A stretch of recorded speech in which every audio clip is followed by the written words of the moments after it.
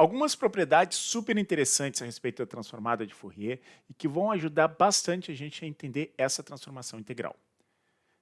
Vamos ver a propriedade da conjugação primeiro. Então, se f de t é uma função real, então essa propriedade só se aplica a funções reais, e f de ômega é a sua transformada de Fourier, que não vai ser necessariamente uma função real. O teorema da conjugação nos diz que f grande de menos ômega é igual ao complexo conjugado de f de ômega. Isso é bem interessante, quando a gente troca o ômega por menos ômega, a parte real da função permanece inalterada e a parte imaginária simplesmente troca de sinal. Para verificar essa propriedade, basta usar a definição da transformada de Fourier. O f grande de menos ômega é a integral de menos infinito a mais infinito de f de t e na i ômega t dt. Simplesmente o menos ômega cancelou com menos da definição da transformada de Fourier e ficou no denominador da exponencial i ômega t. Mas e na i ômega t é o complexo conjugado de e na menos i ômega t, um exercício bem interessante de números complexos.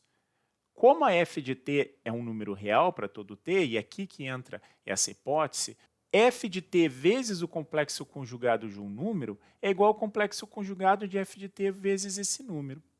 O complexo conjugado sai para fora da integral e nós temos que f de menos ômega é o complexo conjugado de f de ômega. Então, essa é uma propriedade que vale apenas para as funções reais, não vale se a função não for real. Agora, a propriedade da mudança de escala e da inversão temporal, que são bastante interessantes. Seja f de t uma função cuja transformada de Fourier é dada por f de ômega. Então, A é um número real que não é zero. Aqui eu estou restringindo A ser real. A transformada de Fourier de f de at é igual a 1 sobre o módulo de A, f de ômega sobre A. Um caso especial é quando f é igual a menos 1. Quando f é menos 1, a transformada de Fourier de f de menos t é igual a transformada de Fourier de menos ômega. Transformada de Fourier da f aplicada em menos ômega. É isso que eu quero dizer. Se a f de t for real, então ainda é válido que aquele f grande de menos ômega é o complexo conjugado de f de ômega, pela própria propriedade que eu citei inicialmente no vídeo. Então, essa é a propriedade que explica o que acontece em frequência quando a gente inverte temporalmente um sinal. Por exemplo, um sinal que descreve uma música e a gente inverte no tempo, essa propriedade vai descrever o que está acontecendo. Ainda, quando a f é uma função real, que é o caso mais geral em aplicações de engenharia, a gente tem que o módulo da transformada de Fourier é igual ao módulo da transformada de Fourier da função invertida no tempo. Isso vem diretamente de cima, porque o módulo de um número complexo é igual ao módulo do seu complexo conjugado. Então, a gente pode dizer que quando a gente escuta uma música de trás para frente, a composição em frequência é a mesma em amplitude. Só a fase é que pode mudar. Vamos demonstrar esse teorema da mudança de escala primeiro para o caso A maior que zero, então tendo em mente o A é um número real positivo. A definição de transformada de Fourier para f de at vai ser integral de menos infinito a mais infinito de f de at e n é menos i ômega t dt. Eu vou fazer uma mudança de variáveis chamando tal de a vezes t, d tal a dt. Então, quando eu substituo nessa integral, eu tenho f de tal, e na menos i ômega tal dividido por a. Então, onde tinha t, eu botei tal dividido por a.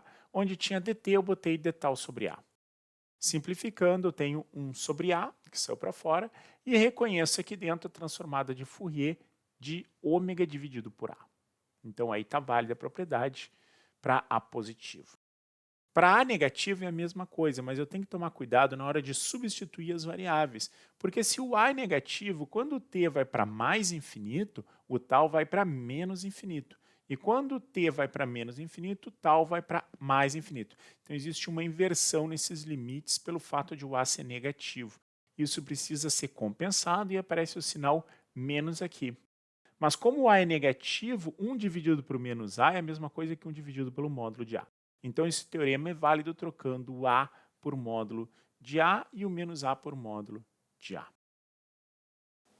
Então, temos essa situação em que a gente tem uma função f de t, cujo diagrama de espectro de amplitudes é apresentado à esquerda. Observe que ele tem um pico de aproximadamente 1, que acontece em torno de 800 radianos por segundo. Na direita, a gente tem o diagrama para f de 2t. o que está acontecendo? Eu acelerei a função, eu multipliquei o t por 2, então tudo é mais rápido. Se tudo é mais rápido, todas as frequências dobraram. Então, aquele pico que acontecia em torno de 800 radianos por segundo vai acontecer em torno de 1.600 radianos. Mas a amplitude, que era em torno de 1, agora é em torno de meio. Vejamos essa função, f de t igual a ena menos a módulo de t, cosseno de ômega 0 t. Eu calculei a transformada de Fourier dessa função usando a propriedade da modulação, lá no outro vídeo que eu fiz. Então, estou usando pronta a transformada de Fourier aqui, não vou calcular passo a passo. O que eu vou fazer é uma mudança de escala nela. É bem interessante esse gráfico, em cima tem uma função, embaixo tem a função numa outra escala, que eu multipliquei por 2 o tempo. A gente vê que da passagem de cima para baixo, houve uma aceleração no sentido que está tudo mais rápido, tudo acontece na metade do tempo. E as frequências dobram. Aqui, se as frequências tinham um pico em torno de 5 e menos 5, agora vão ter um pico em torno de 10 e menos 10. Então, essa é uma propriedade geral das transformadas de Fourier. Quando a gente acelera para ela ficar mais compacta no tempo, ela se abre em frequências, as frequências se tornam maiores.